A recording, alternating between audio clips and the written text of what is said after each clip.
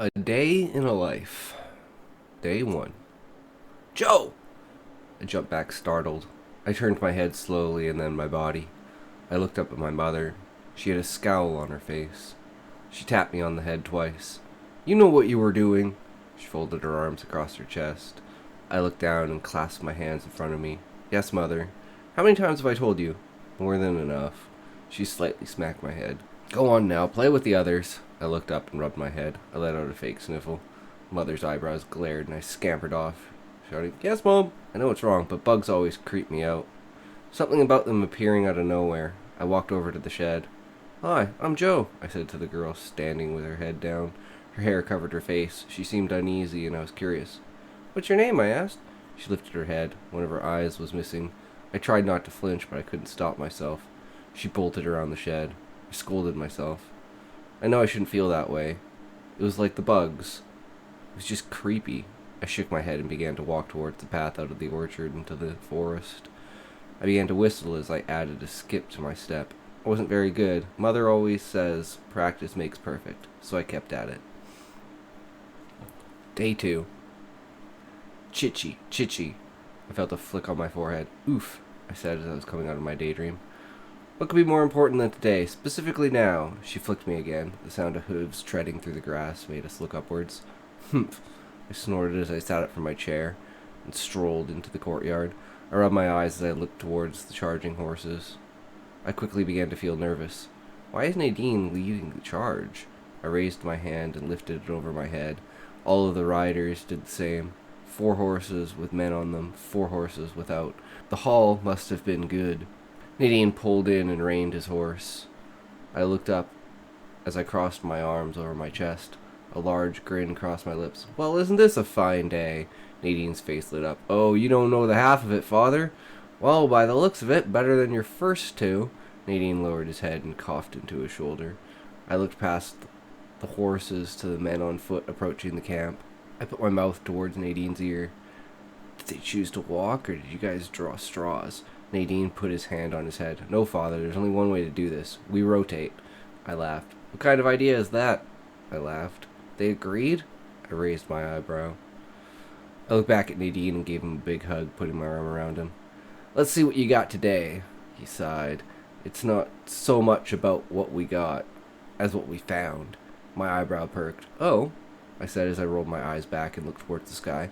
Don't do that, Father. I'm serious. Nadine led me to the horse in the back of the line. All the men had great grins on their faces. I was starting to actually wonder now. All right, then, I said. Now I'm curious. They all began to laugh. I folded my arms across my chest. This better not make you the new chief around here. None of them laughed. Somehow the air had changed. The last smile faded from Nadine's face. One of the men came down from his saddle, placed an arm on my shoulder. Your son here has some pretty good ideas. What do ideas have to do with finding something? Well, the man paused. He looked to Nadine, then back to me. That's the tricky part. It's not so much that we found something as we found that we need to find something. My eyebrow perked. What could that possibly mean? I was beginning to feel my heart pump. If one man was with him, they all were. I stepped back. The man looked at Nadine again and nodded. Why do we carry the game on the horses, Father? Now I was taken aback. I heaved a sigh because men are not strong enough to carry such game. Well, Father, I do not believe horses were meant to either. I ran my hand through my hair. Okay, enough games, I shouted. Where is this going? All the men laughed. The men in the back were now gathering around. They also had great grins on their faces. I was starting to get angry. Enough talk. The man beside me placed his hand on my shoulder. Don't worry, this is exactly how it played before. Nadine walked over to the horse in the back of the line. He reached into a small leather pouch fastened to the horse. It was about the size of a chicken. Had an odd shape. I raised my eyebrow again. Go on, then, I said. Nadine turned the bag as he opened it. I noticed it was tall but thin, not round. Nadine pulled out what appeared to be a thin branch woven across itself into the end of itself to create a loop. The image struck me as odd, but of no significance. I put my hand instinctively on my chin and leaned forwards. All the men laughed. That's exactly what we did. Now my curiosity had returned. Nadine placed the folded branch into the dirt facing upwards. He then pushed the woven stick forwards. It began to move across the ground several strides before toppling and landing on the ground. I looked at Nadine. His face was stern, and I could tell he was angry. How does this or any of the other odd things you manage to do with sticks and leaves have any significance towards why we carry our game on our horses' backs? I shouted, trying to contain myself, but falling short. Stamped my foot down. I've seen enough. Nadine raised his arm out towards me, a glare on his face. My heart sank. Disappointment. He looked like he was disappointed. He cut me off with a swift downwards motion of his arm. No, father, unfortunately, it is all talk. The men laughed. The next thing I make, father, will be your worst nightmare. It will prove I'm the true chief. I rushed forwards, unable to control myself. I slammed my hand against his gut as the rage filled me. How dare you? The men had slowly been circling around me. They grabbed me and pulled me away. I was taken aback. Did they actually follow him? I let out an angry grunt. As chief, I have to accept the challenge for my title, and I accept. Nadine pressed his clenched fists against his head and pressed hard. You are so aggravating, father, he shouted, spitting up blood.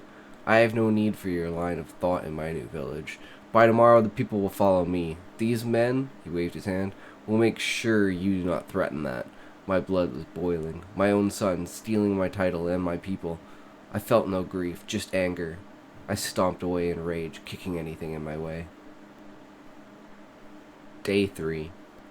The bottle rolled off the shelf as the ground shook. The sound of shattering glass was drawn out by the deafening wail of shattered earth. Megan gripped her blanket closely, snot running down her lip as she choked on a sob. There, there, Uma said as she dabbed the little girl's face with a damp towel. We're still here, she said as she leaned in and rubbed her nose against Megan's. She kissed her on the cheek. The way will be clear. The cavalry is coming to give a cheer. She let out a fake half smile. I'm going to check on your father. Are you okay for a minute? I know you're a big, strong girl, right? Megan looked up, a smile on her face as she rubbed the tears from her eyes. She stated, I am my father's daughter. I'm stronger than all things. Uma chuckled. Your father is the strongest. She raised from the bed and picked up the candle. Jordan? Jordan? Jordan? Burning through the haze, I gazed at darkness filled with twinkling stars. The stars began to grow and mold, and the darkness faded. A bright light shone the way. I blinked. I blinked again. I tried to rub my eyes, and a burst of pain encompassed me. Don't move, I heard a sweet voice timidly say. I felt warmth in my hand. I blinked again. Uma, I softly said. I coughed and squinted my eyes, slightly pushing my head back. What happened? They hit again. 3 strikes so far. Near misses, Jordan. Near miss. She burst into tears. I can't take this anymore. She sobbed lightly into the bed beside me. I swallowed hard and closed my eyes. I am not as strong as you, I whispered. Yet I am the strongest of all. What does that make you? I held back a cough, pressing my hand against my ribs. I felt hot wetness and I cleared my mind. Better than the mighty. Stronger than the storm. She sobbed back, squeezing my hand. If help doesn't come, what do we do? I looked into her eyes and tried to raise my hand. I coughed again, harder. I tried to hold back. I let out a screaming sob. Don't move, Uma shouted at me. I resigned. I know, she said. Mommy? Margaret was standing at the door with her blanket wrapped around her. Oh, come here, baby. It's okay, it's okay, it's okay. Uma began to rock back and forth. I swallowed hard as she began to hum.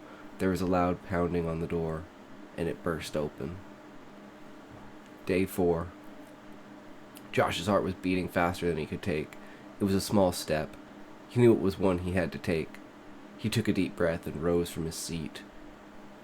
And now Josh would like to say some words. Josh looked down. I'm ready. He let go of my hand. I looked up. You will do her proud, I slightly choked. He nodded as he walked towards the podium. I pressed my hands against my chest and took a long deep breath and held it before letting it out slowly. I repeated this process several times. It still did not have the desired effect. I rubbed my eyes and looked up. You all know me, Josh said in his weird voice.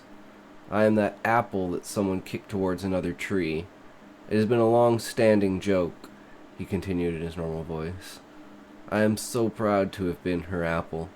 I started to cry as I could tell Josh was trying his hardest. My mother always told me I was the one they found in a basket, and that was why I never really fit in. She had a way of saying things that made you feel better by giving your situation a new perspective. I will never forget the time I broke up with my first girlfriend. I was angry and devastated. I hated the world, and I took it out on the family. But that kind of stuff don't last long around our house. Coughed off the end of the sentence, squeezing the podium. I could see his knuckles turning white as he clasped, trying to hold the wall. I sobbed out, "Amen, brother!" Solemn laugh rocked the room. This is what she would want. Josh sobbed out as he threw his head onto the podium and sniffled for a few moments. He threw back his head, his tears visible on his face as he tried to blink them away. My heart churned with pride. I never thought I would have such a great life. I dabbed my eyes and shook my head. "Sorry, continue, Josh," I said with my weird voice. He responded, "Why, thank you," in his. So I was poking around the house, knocking unbreakables into the ground, huffing and puffing. I stumbled right into my mom. She has her hands folded over her chest, and she's glaring at me. Furiously shout, "What?" She stamped her foot down, and this is what she told me. "Joshua Harris Rutherford, do you think you are the only person on this earth? There are other people. Think about that." It was so simple and obvious, but He began to sob and cried out the last of the sentence. Way she said it made you think of all the possibilities. He raised his hand. "Thank you. To all of you, my family is my kingdom."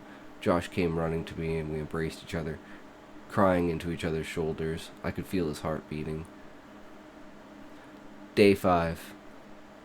Beep, beep, beep, beep, beep. I slowly opened my eyes. Uma?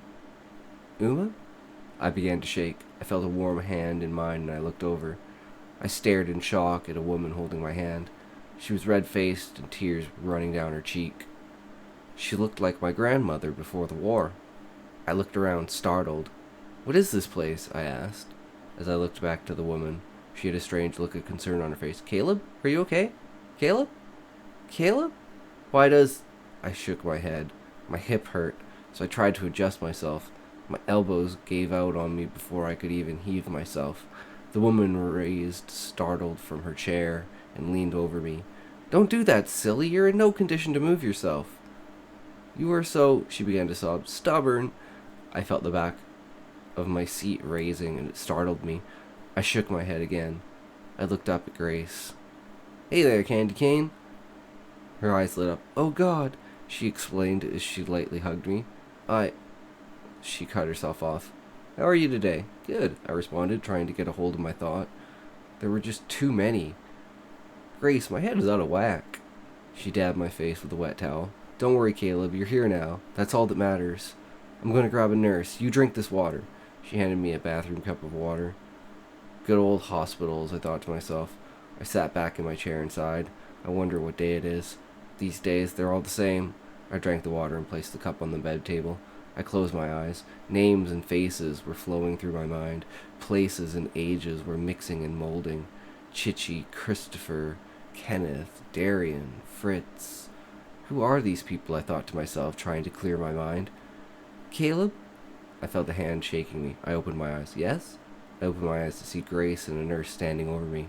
"This is Nurse Karen. She's going to take some tests." "Yeah, sounds good. Any needles?" I winked at Grace. "Only if there's a problem," Karen stated and looked away. "I guess that's my signal then," I chuckled. "I feel I've lived 100 lifetimes," Grace smiled.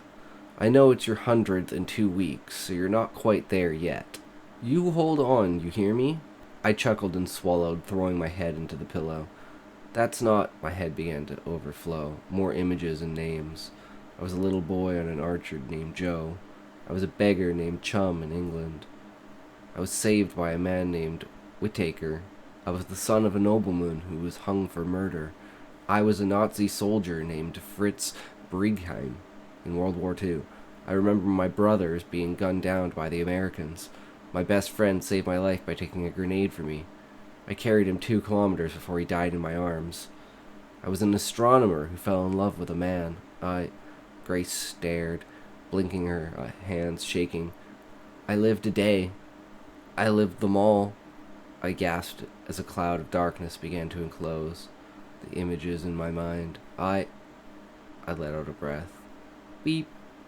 Beep. Beep. Beep.